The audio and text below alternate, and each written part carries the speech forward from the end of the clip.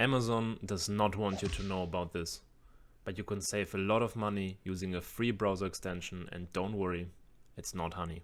First, you install an extension called Keepa.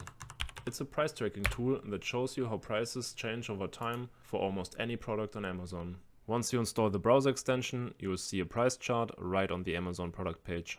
Let's assume you need to buy some Grinch bedding. Shut up and take my money! Scroll down the page and the graph will pop up. On the left hand side you got the price, and on the bottom you got the date.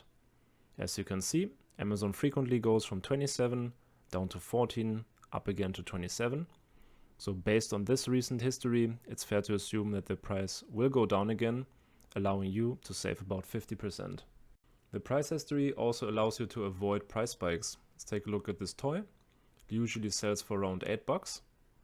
So you can see here in the graph, usually $8, but sometimes Jeff tries to charge $19.99. By looking at the graph, you can avoid spending an extra $10.